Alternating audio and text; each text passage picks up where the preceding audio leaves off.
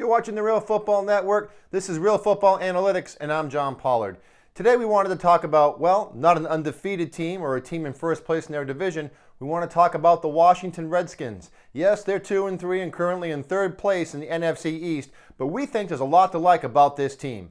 Washington's coming off a loss on the road against an undefeated Atlanta Falcons team, but I think there are a lot of good things to talk about regarding the offense, defense, and overall team makeup of this Washington Redskins club. The first thing we wanted to take a look at is Kirk Cousins' passing map through the first 5 weeks of the season.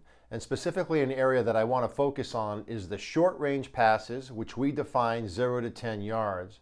But I want to look at across all 5 verticals that we record here at Real Football, from the left sideline to the right sideline.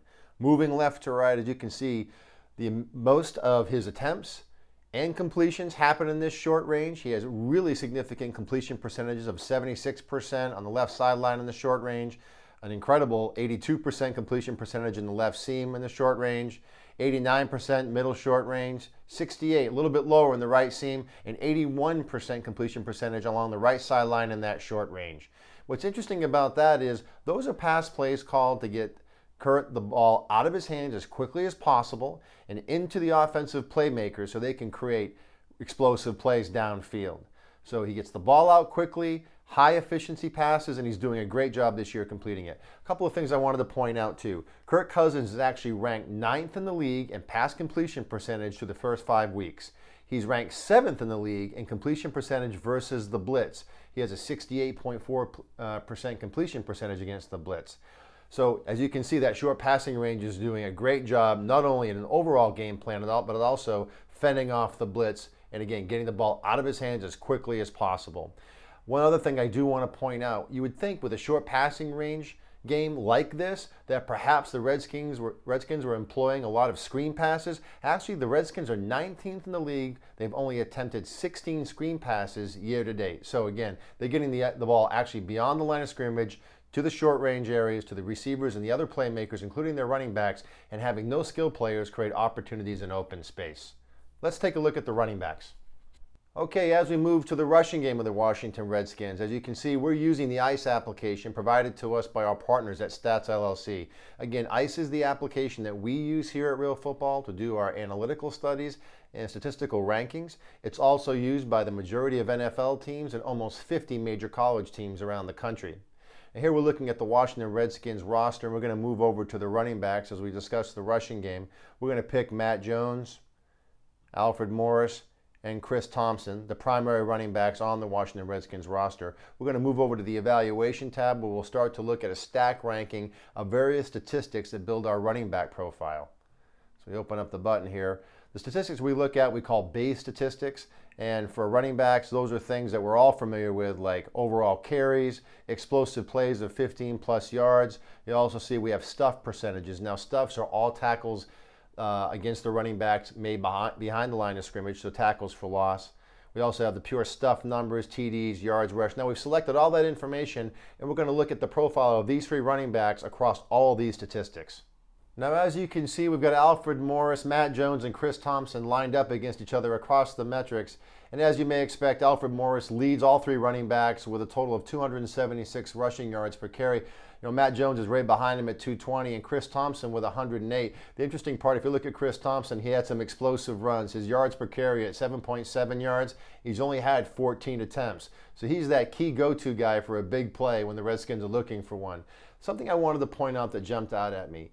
The Redskins are committed to this rushing game, but if you go down to the quality rush percentage, even though Alfred Morris and Matt Jones have developed a nice running game in terms of total yards accumulated through the first 5 weeks of the season, they actually have quite low quality rush percentages. Alfred Morris is at 32.4% and Matt Jones is at 48.2%. Typically, good running backs through an entire season, we like to see over a 52% quality rush percentage. And here this is not an indictment of Alfred Morris and Matt Jones in terms of their rushing capabilities. Really what this shows me is that the Washington Redskins and their offensive coordinator, Sean McVay, they're committed to the running game. And that commitment to the running game, despite the lack of quality rush percentage, is helping setting up opportunities for the passing game. So that commitment is very, very strong benefit in terms of the Washington Redskins' overall offense in creating a balanced run and pass passing scheme. Also, if you look down, the stuff percentage at the very bottom, both of these running backs, both Alfred and Matt, have relatively high stuff percentages. Again, the Redskins are not deterred by this. They still are committed to giving these guys a decent dose of carries to take the emphasis off the passing game and to create opportunities for Kirk Cousins. Now, we've talked about Kirk Cousins and the passing game. We've talked about the three primary rushers for the Washington Redskins, and it made us want to dive in a little bit more deeply to find out what's making this team tick. And one of the things that popped out to us was the continuity across the offensive line. What we're looking at here, again, in the ICE application provided by Stats LLC, we're looking at a snap count for everybody on the Washington Redskins offensive and defensive rosters. But let's look at the offensive line specifically. As we page down, we'll pick those players, and something jumps out to us immediately.